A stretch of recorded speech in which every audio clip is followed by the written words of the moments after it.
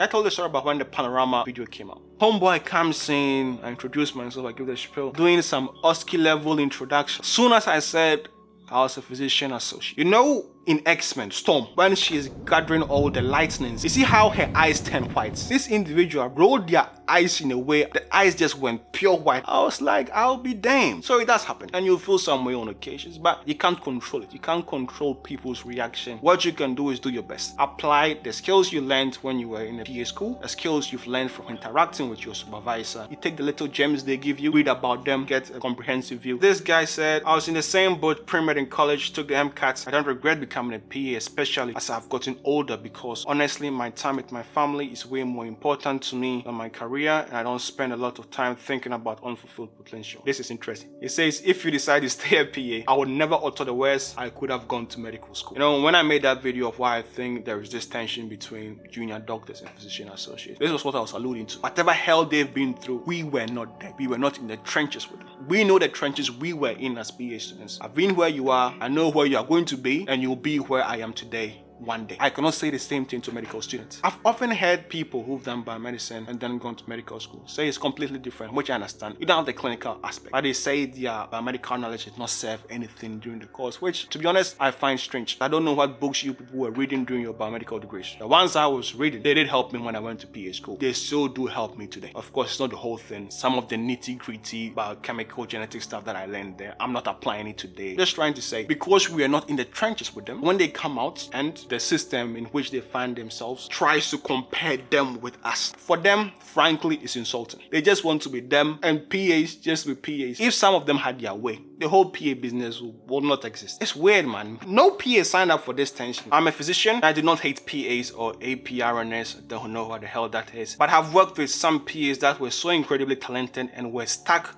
working 9s in an year and having a lot of the same stress. It killed me. Should have just gone to medical school and get the pay you deserve. He says some physician associates undergoing the same stress, but because you are not a doctor, regardless of what you are doing during that hour, of course it's within your competency, you're not going to get paid as much. That is one of the things that also bothers me. When I take Kumar and Clark and I read it, let's say I'm reading about hypertension, and I give that same book to a medical student, they also read about hypertension. You want me to believe the fact that I'm a PA student and I read that same book, I don't understand it as well as the medical student. If I'm reading the same books you read to become who you are deemed as, why should there be any difference? Am I making sense here? Unless an argument can be made that you read the same books alright, but you don't understand it as I do. But what gives you the authority to say that? Unless I'm tested upon that knowledge. I've read in several places where they say being able to sit final year exams of medical students is not what makes you a doctor. This is the whole process. I've not gone through the whole process, so I don't know. But it's sometimes like, bro, I read the same book.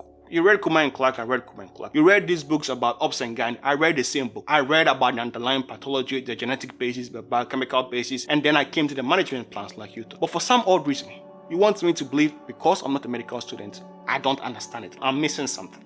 It messes with my head sometimes. However, I will concede this. If I were to go based just on the immunology I learned as a physician associate student, I wouldn't be close to a doctor. Not even close. I'm speaking about it with a background of biomedicine. This one says, I'm not sure that even doing this will solve your problem. I think you are going through a normal student thing. You are hearing all different students and residents complaining and comparing and contrasting, and everybody's tired. You are going on a toxic anti-PA subreddit. Most of the interactions that you'll have with your physicians are going to be positive interactions, and they are going to treat you for what you are. And that is very true. Most of the back and forth tends to happen only on social media. On the phone, you can get some sassy replies. But in real life, I've never met anyone face to face that had any hostility towards me. They accept you as you are. I think sometimes they see their younger versions in you, as in they are so far advanced, 10 years, 15 years of practicing, that your little mistakes make them chuckle. There are little mistakes, and there are mistakes that can cost someone's life. I'm not talking about those type of mistakes. And depending on the specialty you work in and your level of experience, that may mean that there's a lot of consulting going on, or it may mean that you are mostly just seeing your own patients all the time and only minimally consulting, occasionally having a chart reviewed.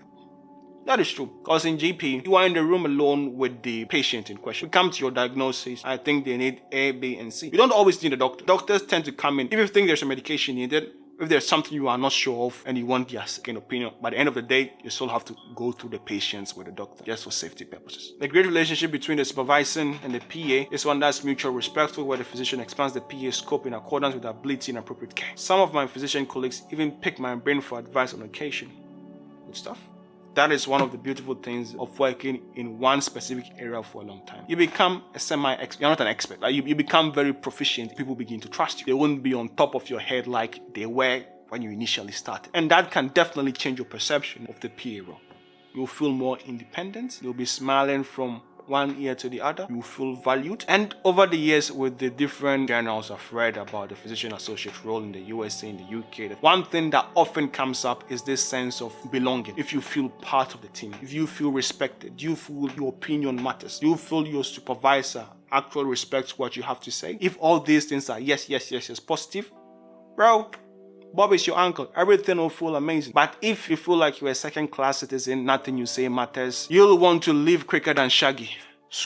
Well, at the end of the day, your supervisor, the doctor, they have a huge responsibility on their shoulders. But they are just individuals. They have children, they have husbands, they have wives. If you treat them with respect as individuals first, it helps with that professional relationship. But if you are going to be there with a snobby nose PA, you think you are the don and I'm not going to let any doctor tell me what to do, I'm going to do X, Y, and Z, you won't last. Respect is a two-way street. Give respect and you get respect back. Understand, you are not a doctor. At the end of the day, it's not your GMC number that is on the line. You will see how that changes when the regulation comes through. If they've been practicing for 15 years and they just met you, why on earth should they risk that stability, that security they have for themselves and their family just because you want to express your medical license? Please. So you have to build a trust one day at a time. You learn from your mistakes, you correct them, you move on. And then eventually things will go the right way.